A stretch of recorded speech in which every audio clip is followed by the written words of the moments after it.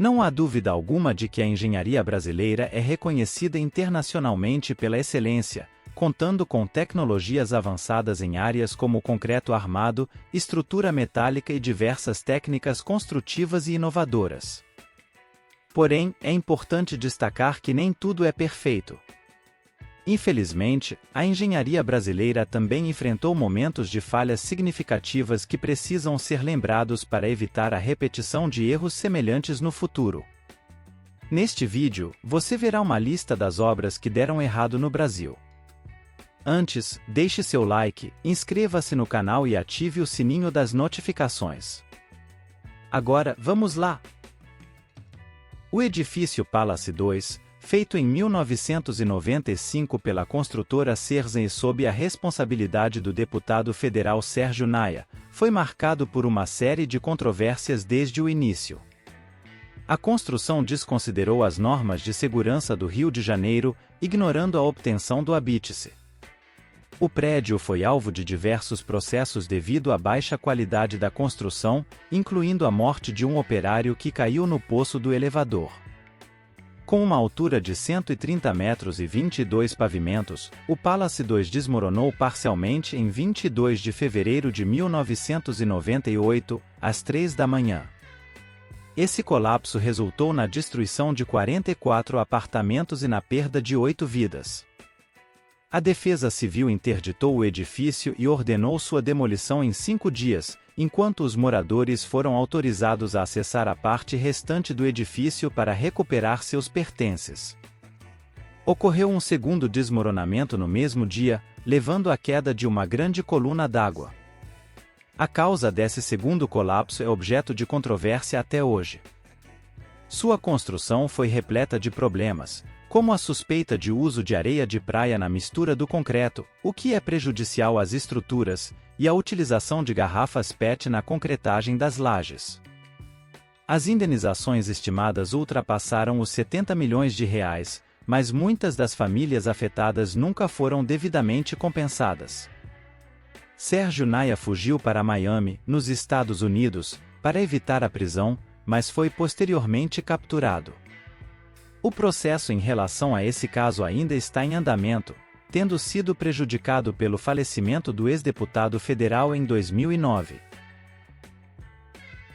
A barragem de Mariana, controlada pela Samarco Mineração, era um empreendimento conjunto das duas maiores empresas de mineração do mundo, a brasileira Vale e a anglo-australiana BHP, localizada no distrito de Santa Rita Durão, no município de Mariana, em Minas Gerais.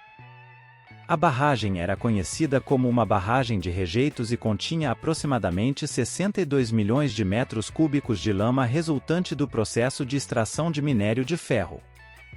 No dia 5 de novembro de 2015, às 15 horas e 30 minutos, a Samarco recebeu um alerta de vazamento e enviou uma equipe para conter a situação, mas sem sucesso. Às 16 horas e 20 minutos, ocorreu o rompimento, liberando uma enorme quantidade de lama sobre o Vale do Santarém, atingindo os distritos de Bento Rodrigues e Paracatu de Baixo, assim como as margens do Rio Doce e o litoral do Espírito Santo. Esse rompimento devastou mais de 200 casas, deixou mais de 600 pessoas desabrigadas e resultou na perda de 19 vidas. Esse desastre é considerado o maior desastre ambiental relacionado à mineração na história do Brasil. Especialistas estimaram que levaria no mínimo 100 anos para que os danos causados por esse rompimento começassem a ser absorvidos pelo ambiente gradualmente, restaurando a sua condição anterior. O desastre teve impactos devastadores na fauna, flora e recursos hídricos da região, afetando comunidades locais e ecossistemas ao longo de centenas de quilômetros. Esse caso gerou um amplo debate sobre as práticas de segurança na indústria de mineração e a necessidade de regulamentação mais rigorosa para evitar futuros desastres desse tipo. A ciclovia da Avenida Niemeyer, no Rio de Janeiro, foi inaugurada em janeiro de 2016 com um custo estimado em cerca de 45 milhões de reais. No entanto, essa ciclovia se tornou um símbolo de descaso e incompetência pouco tempo após a sua abertura. Em abril do mesmo ano, um trecho da ciclovia desabou durante uma ressaca do mar, resultando na morte de 2 pessoas. Esse trágico acidente expôs falhas graves na construção e manutenção da obra. Investigações apontaram que a construção da ciclovia foi alvo de superfaturamento e falta de fiscalização adequada. Empresas envolvidas no projeto foram acusadas de terem recebido valores exorbitantes por serviços realizados de forma precária. Além disso, não foram adotadas medidas adequadas para garantir a segurança da estrutura diante das condições climáticas adversas da região. Após o desabamento, a ciclovia foi interditada e passou por obras de reparo, mas sua reputação já estava abalada. O caso ganhou destaque na mídia nacional e internacional, colocando em risco a competência das autoridades responsáveis e gerando indignação na população. Esse triste episódio serve como um lembrete dos graves problemas que permanecem na gestão pública do Brasil, como o superfaturamento de obras, a falta de fiscalização e a negligência com a segurança das estruturas. Torna-se essencial que sejam investigados a fundo e que medidas sejam tomadas para evitar a repetição de tais tragédias.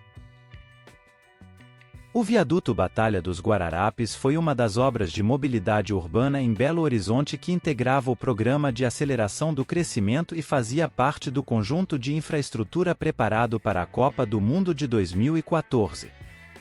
Suas obras começaram em março de 2011, durante o alargamento da Avenida Dom Pedro, com um investimento inicial de R$ 173 milhões. O viaduto Batalha dos Guararapes era uma das principais etapas do projeto. No entanto, em 13 de junho de 2014, antes de sua finalização completa, o viaduto foi liberado para o trânsito. Em apenas 20 dias, em 3 de julho, ocorreu um colapso parcial do viaduto, esmagando um carro, um micro-ônibus e 2 caminhões. 2 pessoas infelizmente perderam a vida e 23 ficaram feridas. O colapso do viaduto foi causado por uma combinação de fatores, incluindo erros de cálculo que resultaram em uma baixa quantidade de aço no concreto armado, bem como falhas durante a execução da obra, como aberturas na seção do tabuleiro, comprometendo ainda mais sua estrutura. Após o acidente, as empresas responsáveis, Consul e Coven e 4 engenheiros, envolvidas foram responsabilizadas, enfrentando um bloqueio de R$ 30 milhões. No entanto, até hoje, o processo de responsabilização continua e nenhuma compensação adequada foi fornecida às pessoas diretamente afetadas pela tragédia. A barragem de Brumadinho era uma represa de rejeitos localizada no município de Brumadinho, em Minas Gerais. Construída em 1976 pela Ferteco Mineração, posteriormente adquirida pela Vale em 2001, a barragem era classificada como de baixo risco, mas com alto potencial de danos. Ao longo dos anos, foram realizadas diversas vezes práticas de alteamento, em que a própria lama de rejeitos era usada para aumentar a estrutura, camada por camada, permitindo um maior volume de armazenamento.